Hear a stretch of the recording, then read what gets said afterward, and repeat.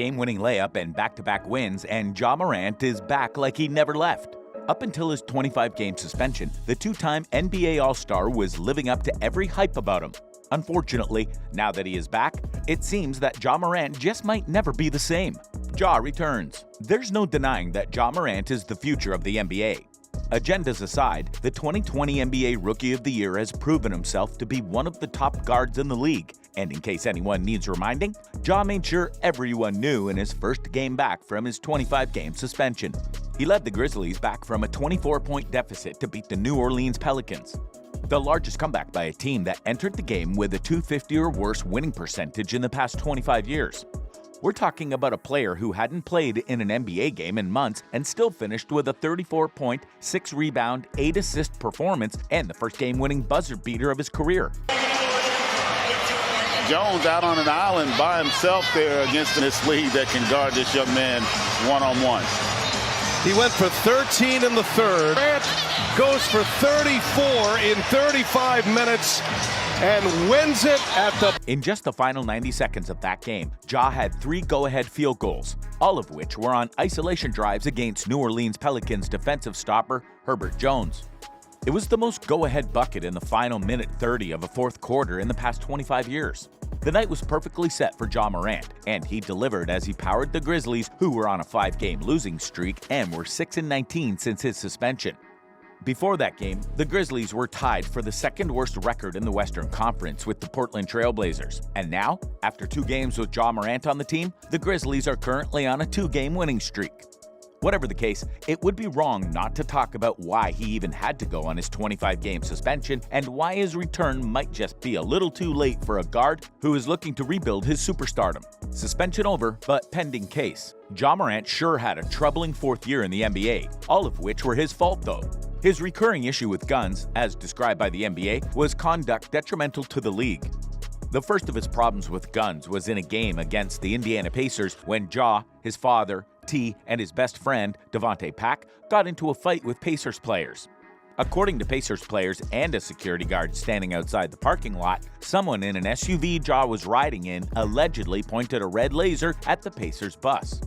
Fortunately for Ja, he got away with it as the NBA declared that after analyzing the case and the security footage, it wasn't possible to prove that any individual threatened others with a weapon. Anyway, it didn't take long for his gun problems to get him in trouble with the league. On March 4th, he flashed a gun on Instagram Live.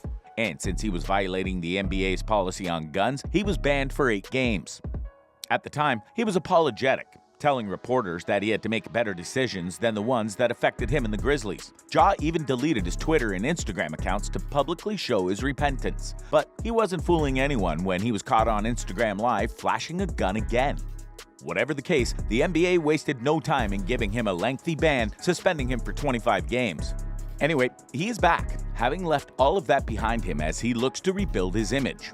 But unfortunately for him, he still has some sins he is still paying for. You threw the ball to Mr. Holloway. Where his chest. Yeah, he caught it by his chest. Ja Morant and his friends allegedly assaulted Joshua Holloway, a 17-year-old high school athlete, at his house during a pickup game in the summer of 2022. Holloway even claimed Morant's sister joined the fight and began to kick and punch him before Ja flashed a handgun in his face to threaten him. Holloway and his mother sued Ja and his friend Davante Pack, but a misdemeanor assault case against Davante Pack was withdrawn only last month, leaving only Ja Morant with a lawsuit, a year after it was filed. In any case, during his testimony for the lawsuit, Ja confessed that he swung first at the teenager to protect himself, and he would not apologize to Holloway for punching him since he was protecting himself.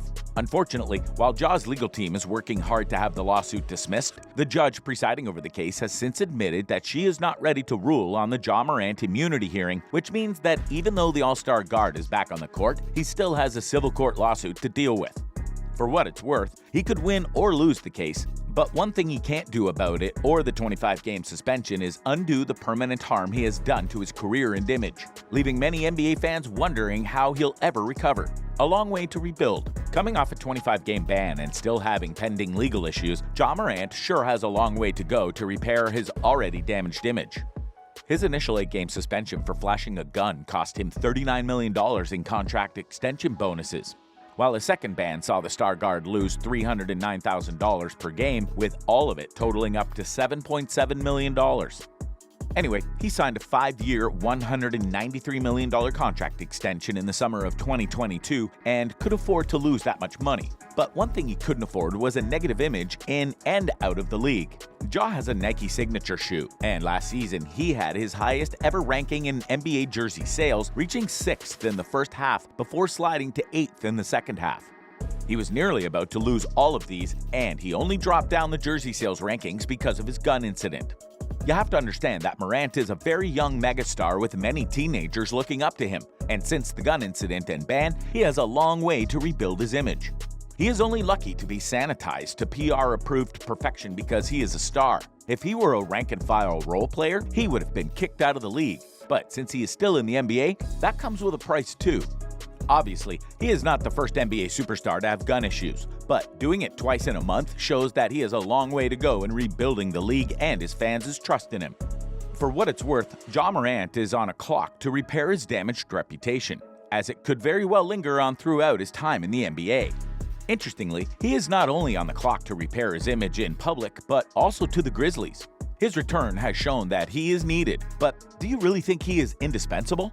If you think otherwise, keep watching. Needed, but not indispensable. Without Ja Morant, the Memphis Grizzlies were 6-19, losing their first 6 games of the season, and were only able to snap their second 5-game losing run when he returned. They've won 2 in a row since he returned, beating the Pelicans and the Pacers. This is a team that planned on staying afloat without their star guard, but failed miserably, and it was too obvious with how quiet FedEx form was. The fans were dead. I've never played in Memphis like this. This is my first time being in Memphis and not having the crowd into the game, Anthony Edwards said during their game against the Grizzlies. Anyway, Ja Morant is back, the fans are back, and the team is winning, so we can only agree that they needed their superstar guard. Was Ja Morant's absence, however, the sole reason the Grizzlies have struggled? After all, before this season, the Grizzlies had a .573 record when Morant played and a .607 record when he did not. Since the beginning of the 2021-22 season, the Memphis Grizzlies' overall record, including playoffs without Morant, is 33-17. In the 27 games, including the playoffs that Ja Morant missed during the 2021-2022 season, the Grizzlies outscored opponents by an incredible 376 points. The Grizzlies outscored opponents by 4.1 points per 100 possessions when Morant was on the court, and by 6.4 points per 100 when he was not. And they did it again last season. So what's different this time? Anyway, what changed was the availability of other players on the roster. This season started without experienced center and enforcer Steven Adams, who had season-ending right knee surgery. Brandon Clark, Adams' backup center, was also out injured, having suffered a torn Achilles last season. Marcus Smart, the team's newly acquired guard, sprained his foot in their loss to the Los Angeles Lakers and hasn't played since. Three-point specialist Luke Kennard, who was in the league's concussion protocol for 3 games during the opening week of the season, also hasn't played a game since the Lakers' loss, where he injured his knee. Who could forget Derrick Rose, another crucial Grizzlies player out with an injury? D-Rose missed the first 8 games of November due to knee discomfort and is currently considered week-to-week with a hamstring strain. The Grizzlies' extended injury absences are the reason they've been bad this season, not entirely because they missed their star guard. Obviously, his return means he gets to start, but for a team plagued by availability, the Grizzlies have shown they can do well without Ja. So you have to wonder if and when the superstar guard forces the Grizzlies' front office hand with another suspension-worthy ban, would he ever recover? In the meantime, several Grizzlies fans have shared their thoughts on Ja, and one user commented, "I hope he learned a thing from that suspension because another one would be bad." Another commented after his game-winning layup against the Pelicans, "If this game doesn't show him how important he is to that organization and league, then I don't know what will. Hopefully he's matured and ready to roll." What do you think about his return? Let me know in the comments section. If you enjoyed this video, the next video on your screen is